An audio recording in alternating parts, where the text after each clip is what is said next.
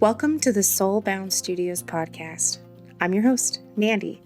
I'm a certified therapeutic art life coach, and I'm currently in school to become a licensed art therapist one day. Here, we dive deep into the world of creative arts, exploring passions, facing fears, finding inspiration, and pursuing self-development. Whether you're looking to discover a new hobby or turn a beloved pastime into a full-blown passion, this podcast is for you. We're all about empowering women to take charge of their lives and follow their dreams. Join us every single Sunday for a new episode, and be sure to connect with our incredible community of like-minded women. Let's start this creative journey together.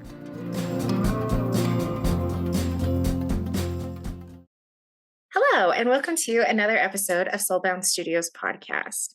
Today, I have a new friend here with me. Her name's Joanna, and she's a licensed art therapist, which speaks to my soul because that's what I'm currently going to school for. So I invited her onto our podcast, and we're going to talk a little bit about that, and especially with mental health for mothers and for children. And I think it's going to be really great. So welcome, Joanna. Thank you so much for having me. I'm so excited to be here. Yeah, you bet. So tell me about first of all, what is art therapy? So, art therapy is really therapy utilizing art materials to dig deep into those layers. So, we could come up with all these crazy definitions, but that isn't going to give you the full context. So, we utilize art as a tool to explore all the feelings, all the emotions, and really get those things that are in our gut and in our hearts out onto paper. And then from the process of making art, we're able to take those feelings and then turn them into words. I like that. So it acts as like a conversation piece between client and practitioner. Definitely. It's also somebody to hold space for you and to let you go through your process. So, a lot of what happens in the art making process is really our brains trying to process and clear out what's been going on emotionally. So, the art therapist sits with you in that presence of the art making and is able to hold the emotions with the patient.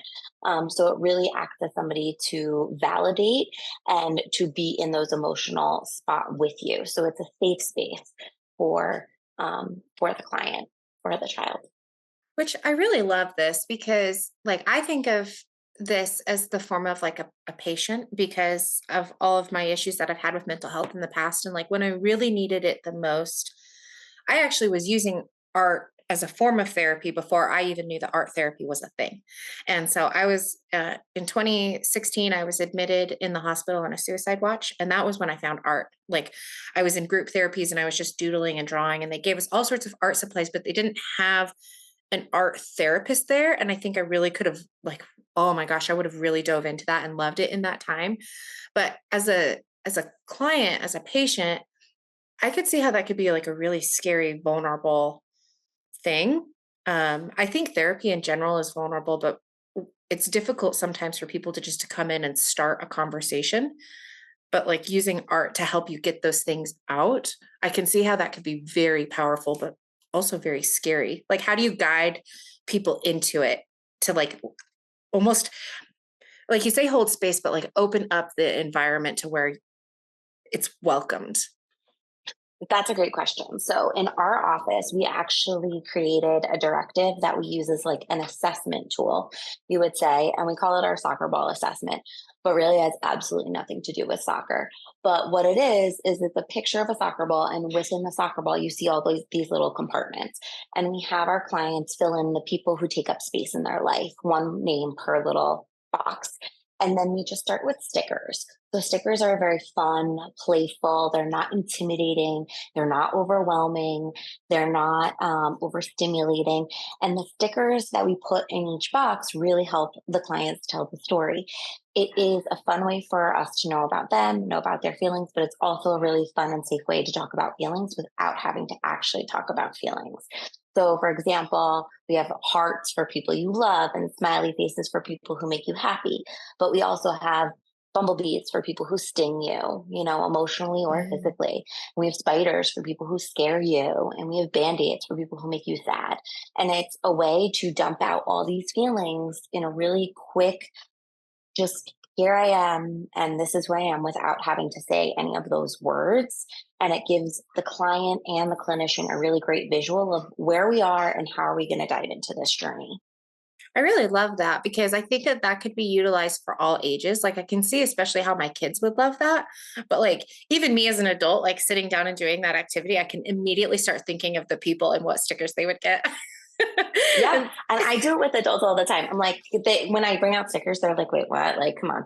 And I'm like, just humor me, do this for me as a favor. And by the end, they're like, this was one of the most meaningful things I've ever done.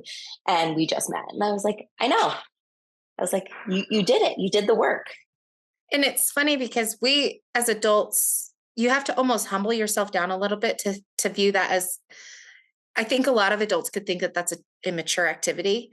But you have to almost like take things back to a very playful, childish level to be able to allow that vulnerability to come through, I think. Yeah. And so I think Yeah. that's And really cool. it's interesting, like when we are our most playful self is really where we get to do the work. And that's what art therapy really brings out in a lot of people. So a lot of the subconscious thoughts or the things that have been suppressed really come out through our artwork. And that's why with art therapy, you can dig deep quickly without really realizing how deep you're going because we're using a different part of the brain. We're able to get into that subconscious and take those subconscious things happening and bring them to the conscious level. I like that a lot because there's a lot that people I found in general, journaling helps me get there a little bit faster. Like it helps me find the words because my hand can't write as fast as my brain moves. But sometimes processing through art brings out a whole totally different side that I wouldn't have ever expected.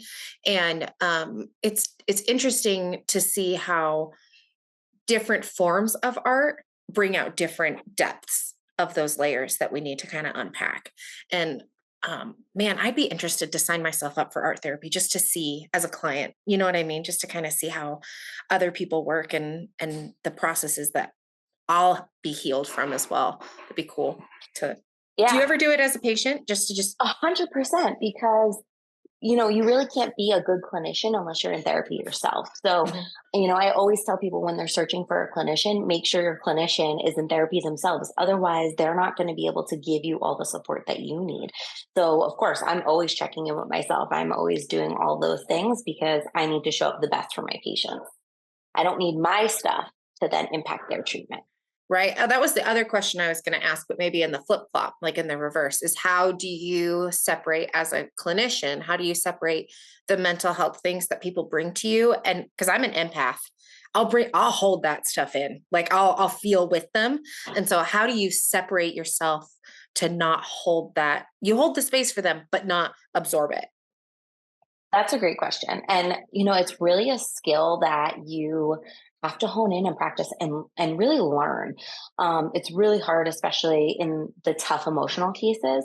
For me in particular, I have a bunch of rituals that I really do. So, for example, after every single session, I go to the bathroom and I wash my hands. In the space in the rooms, I really try to switch session rooms. We are fortunate enough where we have 10 session rooms in our office. So I try to switch rooms.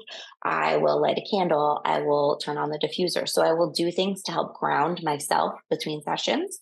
And then also, I make time for my own self care. Like I make it a point that I have to be off for at least 1 week every quarter just to decompress and to do my own family thing and to take time away. I won't see clients every single day of the week, so I do a lot of things to take care of myself, and that includes being in my own supervision. I go to weekly supervision.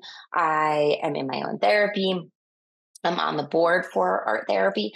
So I really make sure I'm giving back into the field too, because that really helps ground me into like, what is my purpose and why am I here to help my patients and how am I going to do that? So being on the board is another way that I'm able to keep myself in check.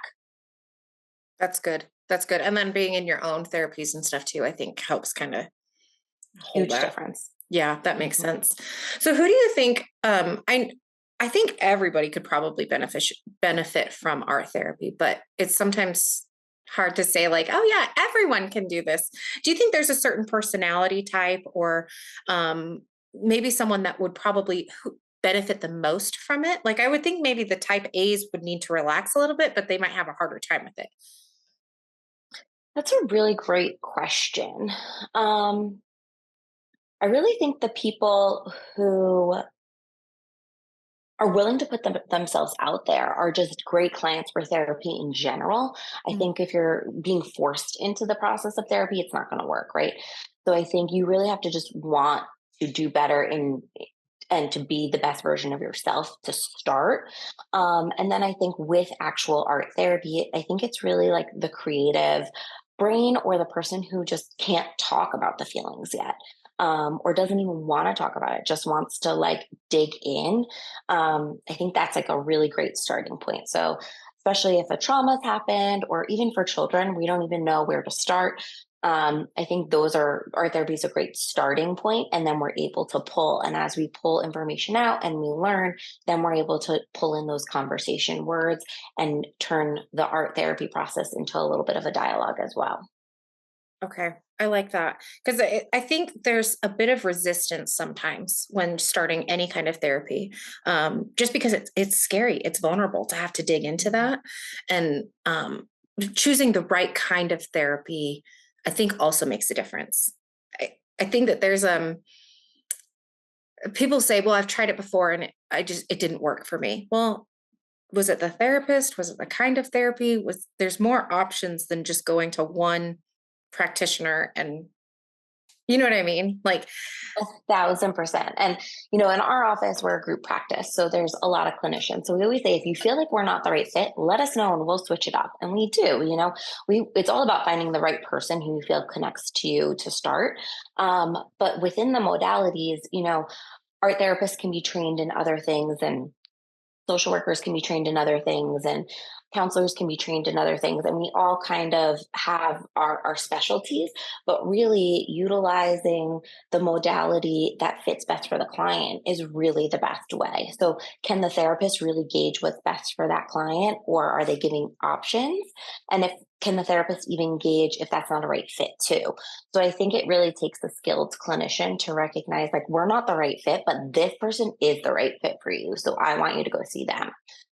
So that's something that we really focus on, because if it's not the right fit, we're not going to get anywhere, and that's not what we're here for. We're here to help people. I like that. So switching gears to becoming an art therapist, because I want to ask you about your group practice, because that sounds like a Mhm. really unique thing that you guys do. Yeah. But first, I want to take it way back to, how did you decide to become an art therapist? Like, what do you have a story there? Yeah. So I actually was born with a learning disability. I have a visual impairment where my eyes have a hard time converging, which means like they don't team together. So a lot of the times I'll see multiples or things like that. So I had to really work through a lot of this having a learning disability, but nobody really knew I had a learning disability. And then from my artwork, they were starting to realize, like, wow, she's drawing like four softballs at one time being thrown. Or they started realizing that there was a lot of duplicates in numbers in my artwork. And then I actually saw a Full House episode where Michelle Tanner was in an earthquake situation. And I was like, she went to a therapy session. I was like, that's what I want to do. That's what I want to do. And it kind of just stood in, little me's like back of my head for quite some time. And then in college, I was just in love with my art classes. I was a behavioral science major, but I had to take some like prerequisites in art, and I just loved it. And I was like, how can I get back to like my passion and this thing that I'm like excited about and I like to learn about, and how can I combine it? And I started working with individuals with severe developmental disabilities, and just knew I was going to change them and help them with art. And it just kind of snowballed. And that's what I did. I just started working with individuals making art and having fun with art and just all these things. And then I was like, oh my God, this is like a thing. And I was like, I'm going to do art therapy. And that's kind of how it went. That's really cool. Was the process to get into like master's programs, was that difficult? How was the licensure? Like, let talk to me about the education side of it. The logistics side of it. Oh, well, all the tape is always exhausting. So I had to, I ended up in undergrad having to double major in behavioral science and art to get all the prerequisites I really needed for grad school. And then with grad school, I applied, I want to say to 10 different grad schools, just to really get a lay of the land and to have options. It was a really tough economical time. There were no jobs out there. So I knew taking a year off or time off was not the right choice. Um, but I wanted to go to Pratt. Pratt was like my dream. I felt like their experiential style of learning was the best fit for me. The classes were super small, about 10 people in them each. And I knew with my learning disability, that's what I needed. And I got lucky and somehow I got accepted. And that was a great journey. Um, I graduated from Pratt and it was time to get a job. And that was probably the hardest thing in the whole world. So I really wasn't able to find a job to get all my hours in one spot. I was kind of like piecemealing jobs to just get my hours so I could get a full license. But while that was happening, I ended up working in an ophthalmologist's office where I did vision therapy, going Hmm. back to my disability. Yeah. um, yeah, like came full circle. And I really learned what it was like to run a practice. So I basically ran this doctor's office for several years and I learned the work it took and the processes and all of that. And then once I got my hours, I was able to uh, get my license in New York. And then at the time, I had met my husband and we had gotten married, and I lived in New Jersey, but there was no art therapy license in New Jersey. So I really wasn't allowed to practice in New Jersey. So it was a lot of going back and forth over state lines. And then eventually, New Jersey got I actually just recently got a license here, but I was able to practice with clarification from the state that I was able to practice in New Jersey because they didn't have the license fully established yet. And the politics between the licenses is horrible. It's a nightmare. So you're constantly always having to check in with your licensing board about what you can and cannot do because there is no clear thing from state to state, which is really unfortunate. Because this is kind of goes into what we were talking about before we started recording, but art therapy is a overall generally new thing to our society. Like I think it was founded in like the 40s. And so it's less than like 80 years old. But even when you're going through this, New Jersey didn't have a license for you. Like it's No. that new to our world still that we're still finding states that don't even practice it. Yeah, no, there is no license. So, at the end of the day, if the state doesn't have a license, you can hang your sign up and say, I practice art therapy and not be qualified to practice art therapy. And that's where you can really do some more harm than good. So, New Jersey just recently, a few years ago, probably 3 years ago, got their license. Um, which is really relatively new. So I'm probably number 50, 57, somewhere in there to have a license. But before that, I really could just practice art therapy and I didn't necessarily need a license, which is quite scary that you could be practicing a profession and not have the skills or the tools or the education to really back you up. So hopefully, with the work of ADA, the American Art Therapy Association, we're going to be getting all the states licensed so that this can't happen, so we can really protect the public. But also so that clinicians can practice from state to state and people can have access to these services is really the huge key here. Yeah, like I see people promoting and advertising art therapy courses that you can take online, and it's like an art therapy certificate, and I'm like, but I think what's so misconstrued about that is, one, I think it undervalues what actual art therapists do, but then two, I think that it gives you this illusion that you're an art therapist. You're not a licensed art therapist when you take a 2-hour course. You know what I mean? Like No. it's not the same thing. And I've taken one of those art therapy, what is it? Therapeutic art life coaching certifications, and I really appreciated the instructor in that because she like set the tone like, you are not an art therapist when you finish this course. Do not say you are. Like that is not how this works. This is something so you understand how therapeutic art can help you, and if you want to help other people, then you have the basic information to start doing that. But this certification is not an art therapy. But there's a lot of people in there that will take these courses and then proclaim that they're teaching art therapy. And I don't think that's right. No, and it really can cause more harm than good. So, one of the crazy things about art therapy is it really pulls out the subconscious information, right? So, I actually worked in hospice. That's where I really started my art therapy journey. And, there is something called art diagnosis. So, we are able to diagnose things that we see in artwork based on certain colors and shapes and combinations and placements. And it really got to be a big issue for me because I was able to predict, the lifespan of my clients who were in hospice. And I knew to the day when they were going to die based on like things that were happening. And it really got to just be too much for me that I really had to leave because I couldn't turn my brain off from seeing it. So I would see it in the artwork, and then it was like, well, I already know this because it just comes to me very quickly. Like I see it and I know it. Granted, I do have to do some checking in and talk to them about the artwork and whatnot. But, there's a lot that can come out of artwork that can get missed if the wrong person is, doing the process. There's a lot that can happen with the artwork that gets misconstrued and is seen as something other than what it is. And then there's a lot that can leave somebody too vulnerable and then leave the art out and exposed. So, in our office, the counselors or social workers frequently will leave artwork out to dry.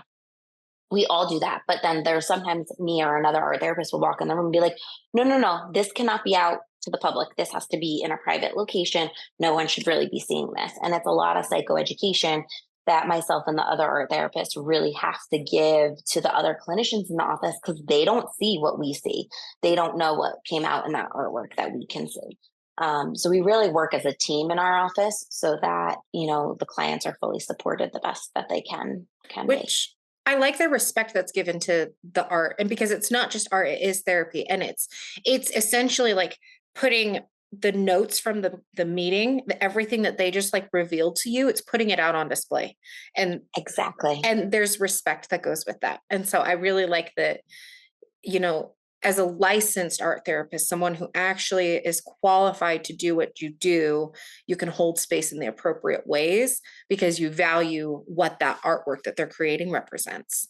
And it's scary that it could be haphazardly thrown around through these like $30 online courses, which Mhm. I don't like those. Yeah. No, no, I they're not good. So no. Um, well, talk to me about your group practice. How did you begin to create that? And like, was that something you created or is that something you joined? No, so it's something I created. So I started practicing here in New Jersey. I had my own office and I just grew and I grew word of mouth about how I worked and my office really grew and there was just so many clients who needed support that couldn't get the type of support that they needed that I just started to have to hire people to come on and it was really hard to find the right fit. So we kind of have this open door policy here that we're always hiring as long as you're the right fit for our office. And it's very few and far between because we need people who are really about the clients and we really need people who are going to work in a collaborative team approach in our office. So we work with a lot of families, a lot of families. So with that being said, we might have four of the kids in that family and each clinician has their own one and we work to collaborate to make an appropriate treatment plan, not just for the kid, but for the whole family unit. So it's really something that we're able to see huge success by working this way because it's not just, treatment goals for one person. It's really treatment goals. This person's treatment goals impact this person's treatment goals. And now we're able to see unity at home and we're able to see it translate through other parts of their lives. So it's something that's very, I think, specialized to our office compared to a lot of the private practices around us. It's not really I don't think they really work with each member of the family. And granted, we work with individuals of families too, but a lot of the times we really specialize in how we can take what we're working on with the individual and help it within the whole unit. So if I see a child, I also see the parents. So the skills that I'm teaching the child can also be translated at home as well. Parents are with their kids way more than we are. We get them an hour a week if we're lucky. Yeah.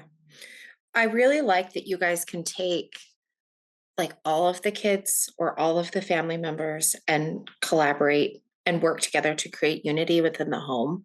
I think that that's really special. And like the the practitioner that might work well for Susie may not work well for John, and you guys can work together to make sure that all I think that's really beautiful. Do you guys also take online clients or do you guys just work in person? So we do online, but it's I say that with a grain of salt because there has to be a certain capability to do online. So, if the child's 5 years old, we're not going to see them online. That's not the Yeah. best fit, but we will find who is the best fit and who's in a reasonable distance for the family.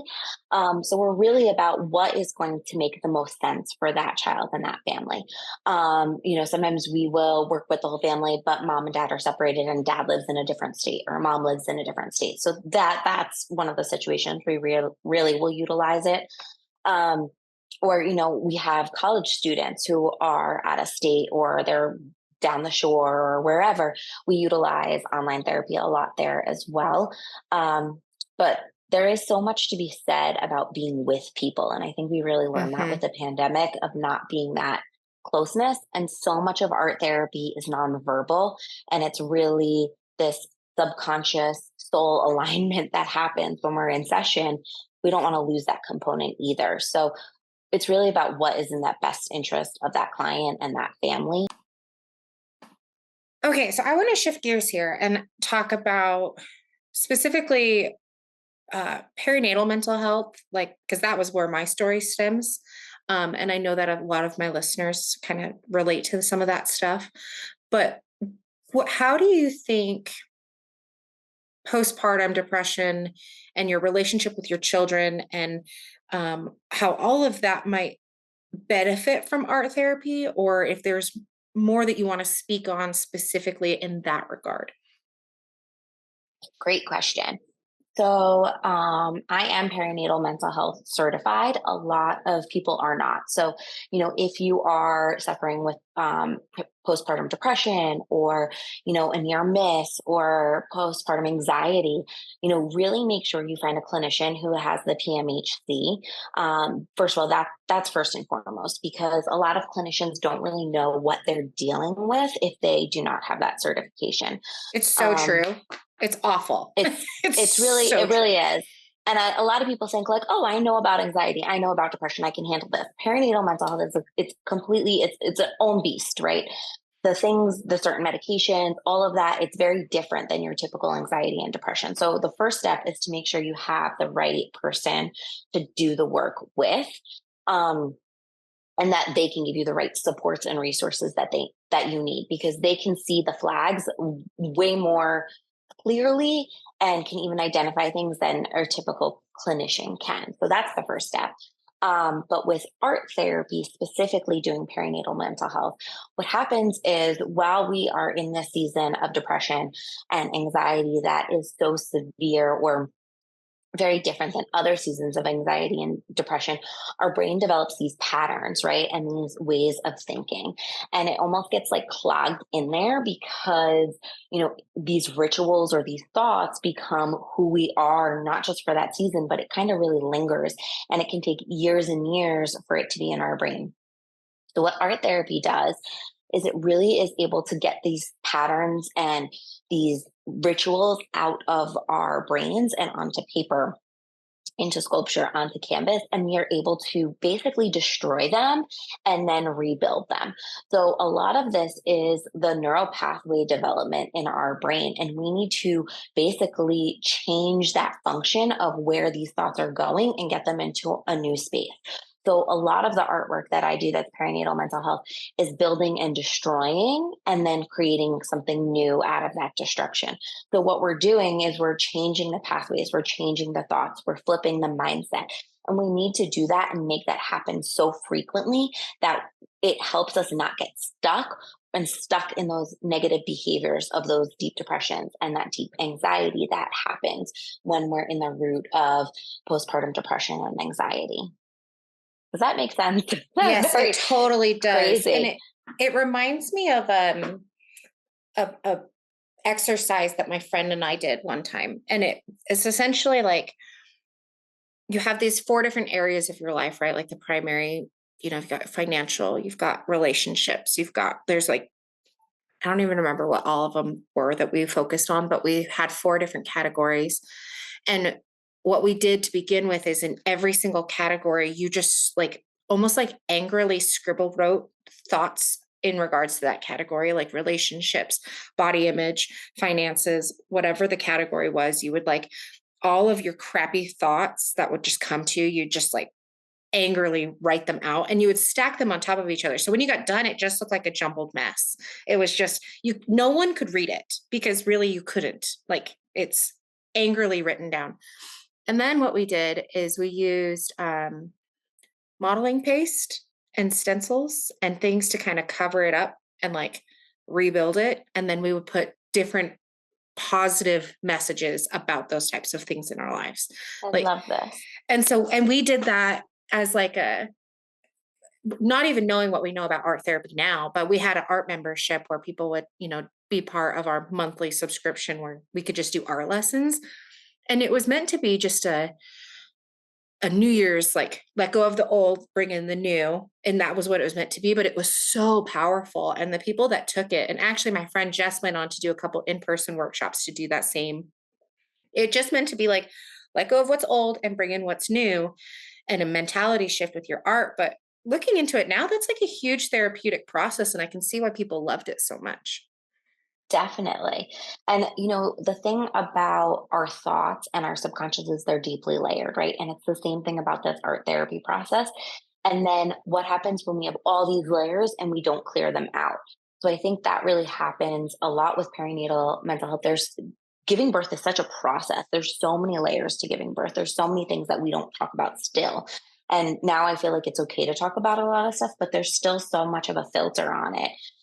So to be able to like destroy the art and to get all of that out and to have no filter is just a huge release for so many people. And then to then rebuild it in the way that it really needs to be rebuilt in the way that we want it to be experienced.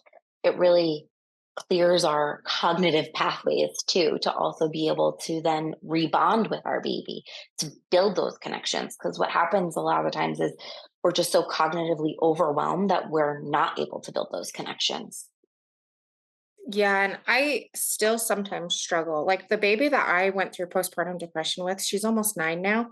And there's times that I think her and our relationship to understand each other is much more complex than my other children because we didn't have the same bonding experience that I did with my other children because of all of the turmoil I was going through at that time.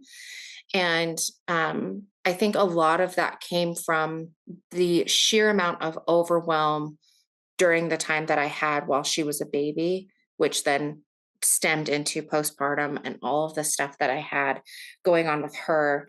And I've had to put in a lot of work to get some extra bonding time with her. Like I take her out for one-on-ones all the time and like we have to kind of break that down sometimes, but you don't realize how much like you're like, "Oh, they're young, they won't remember it," but there's a bond there that happens when they're brand new babies and their growing up time, they need to have that security with their mom, and I think that our my bond specifically with Lainey could use some healing work because she went Yeah. through it all with me. She went through it with me.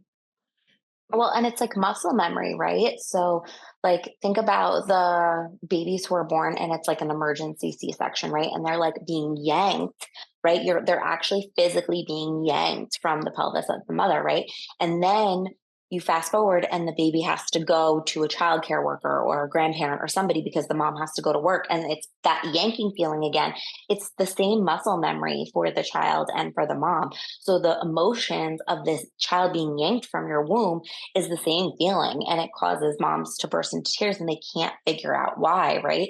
So it's this layers. We have to really like reheal those layers I think what you're doing with Lainey is incredible. And to the point, like every child's different, every pregnancy is different. So you're going to have to parent Lainey very differently than you would parent your other three. And that's the way parenting is. That's the way it should be. That's the way treatment plans should be, right? So clinicians should always have an individualized treatment plan for every client. Nothing should be the same. And that's how parenting should be too. Yeah, and I think it's interesting how you can look at that and see it in any field. Like my friendship with certain people is not the same. Like Hmm. my relationship with this dog versus my other dogs that I've had in the past are not the same. Like it doesn't matter what it is. It's like even in a professional setting, like this job is not the same as this last job, so you have to treat it differently. And it's interesting how like that same mentality can be used across the board, but very Yeah. important to do with your kids too. Hmm. So Yeah. then that kind of leads me into, we talked a little bit about this. You've also started doing some potty training work. And I have. and I can see your face light up when we talk about this. I have. But so that kind of leads me into, I think, our last little bit, because I do want to hear more about your approach with this. But we had talked about this right before we had started recording, and how each child requires their own individualized treatment plan for their potty training as well. Talk to me about that. Yeah. So I recently started a coaching business for potty training, and it was really because clients who struggle with potty training, it progresses and follows them throughout their life, and then that we see some mental health aspects to it. And I don't think it's really flagged early enough in the development that potty training issues can lead to mental health issues later on. And, potty training is one of these things that some people say it can happen in 3 days. Some people say they'll just do it when they do it. There's so many myths about potty training, and there's no one saying, every kid is different and every kid is going to need a different mentality, and what kind of things should the parents be doing for that. And that's why I really created this coaching business, was each kid needs a different type of plan for potty training, and I want to help parents figure out what that plan should be for their child and nurture that whole dynamic, that whole relationship of the potty training process from start to finish. Honestly, really from before starting potty training to finish, because what happens is potty training really mirrors and keeps going on. So, potty training is the anal developmental stage. So, if you know Freud's stages of development, we have oral, anal, right? And it keeps going. However, potty training is this anal stage. And if we don't master it and do it well, those same problems are going to keep reiterating themselves on. And you're going to see the same parent child dynamic of struggle happen through all the other developmental stages. So, we say little kids, little problems, big kids, big problems. So, right now, they're little kids, and this is a little problem, potty training, although it doesn't feel like that for a lot of these parents. So let's master it, and let's master it well so that it doesn't keep going. And you've already set up your body and your brain and your nervous system and your parenting skills to deal with these little problems. It's going to make it 1,000 times easier to deal with the big problems. So once I give parents the skills for potty training, they're really able to take those skills and just up the ante, up the ante, up the ante, and they're really set for other stages of development. Whereas if we have kids who are 12 and they still are not wiping, it's really hard to undo all those years of challenges. It's not like we're just starting off fresh, and to implement some new system is going to be really challenging. So I really want to nip the problems before they even start. I really like that. Is that I keep asking, like, is that something you do online? Because I am far away from you, and I want to say, I like, Yeah. there's some of these things, like all of my kids are potty trained, but there's some things that you talked about that even still some of my older kids could benefit from me having that coaching and that understanding on like what I can do to help them better. Um, because my 4 and 6 year old, they don't wipe very well. You know what I mean? Yeah. Like I want to, they're still young. I want to help them Yeah. in the best ways that I can, and just different things. I think that uh, people that maybe aren't local to you might still benefit from your program. Is that something you do online? Yeah, so the coaching, the Puzzle Parents coaching program is completely online. It's ran through a Facebook group, and then it is also ran through my website and Zoom calls. So everyone, anywhere, I have clients in Australia and London, and so everyone has access to the coaching program, which is really, something that's great about coaching is we're able to help so many people. Where therapy is really like the one to one, and it really is, based on your location. Gotcha. That makes sense. Okay, so then Yeah. let's break this down. So if they are in what area, they can contact you for therapy. We are in Sparta, New Jersey. So it's Sussex and Morris counties for therapy, and we are Flora and Associate. Okay, perfect. And then for potty training, how can they find you and more information on that? Awesome. So we are the Puzzled Parents. You can find us on our website, Instagram, or Facebook at the Puzzled Parents. And then feel free to join our free Facebook community, the Puzzle Parents Unite. And we have tons of free trainings on there and guides and potty charts and all the things in the guide section of that Facebook group. How wonderful. Thank you so much for being here. I think that everything that you're doing it just speaks to my soul and I'm so grateful to have met you. Thank you so much for having me. This was wonderful. I'm so excited that we were able to connect.